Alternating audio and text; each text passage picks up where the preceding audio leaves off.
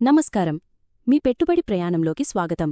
ఈరోజు మనం ఒక ముఖ్యమైన ప్రశ్నతో మొదలుపెడదాం. అసలు మ్యూచువల్ ఫండ్స్ అంటే ఏమిటి మరియు అవి మనకు ఎందుకు అవసరం?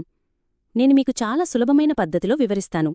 మ్యూచువల్ ఫండ్ను ఒక పర్యటన నిర్వహణా సంస్థ, టూర్ ఆపరేటర్ లాగా ఊహించుకోండి. మీరు మీ డబ్బును, అంటే మీ పెట్టుబడి, ఈ సంస్థకు ఇస్తారు. ఆ సంస్థ మీతో పాటి ప్రయాణించాలనుకుంటున్న ఇతర వ్యక్తుల నుంచి కూడా డబ్బును సేకరిస్తుంది. మీరు ఒంటరిగా ప్రయాణించి ప్రతి హోటల్ను, విమానాన్ని మరియు సందర్శించాల్సిన ప్రదేశాన్ని మీరే బుక్ చేసుకునే బదులు ఈ పర్యటన నిర్వహణా సంస్థ మీ ప్రయాణ ప్రణాళికను మొత్తం చూసుకుంటుంది. వారి నైపుణ్యంతో ఈ సంస్థ వివిధ రకాల ప్రదేశాలతో ఒక ప్యాకేజీని, అంటే పోర్ట్ఫోలియోను తయారుచేస్తుంది.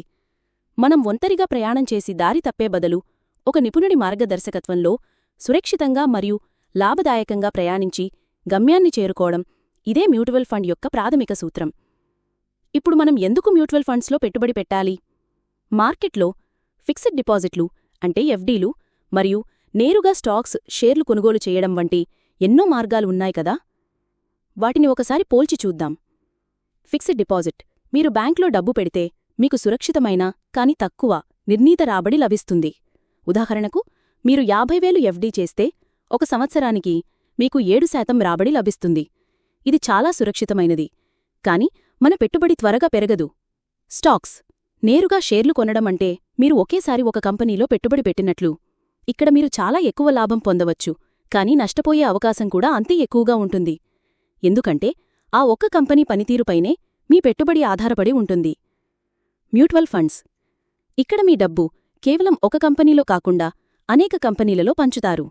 ఒక కంపెనీ నష్టపోయినా ఇతర కంపెనీల లాభాలు ఆ నష్టాన్ని పూడ్చగలవు. దీనినే డైవర్సిఫికేషన్, అంటే విస్తరణ అంటారు.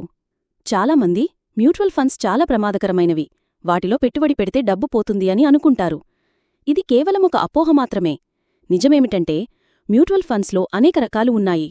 కొన్ని తక్కువ రిస్కుతో కూడినవి, ఉదాహరణకు డెట్ ఫండ్స్, మరికొన్ని ఎక్కువ రిస్కు ఉన్నవి, ఉదాహరణకు ఈక్విటీ ఫండ్స్.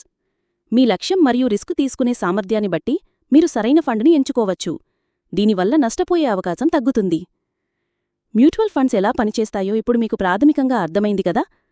తరువాతి ఎపిసోడ్లో మనం వివిధ రకాల మ్యూచువల్ ఫండ్స్ గురించి మరింత వివరంగా తెలుసుకుందాం. అప్పటివరకు సంతోషంగా పెట్టుబడి పెట్టండి. ధన్యవాదాలు.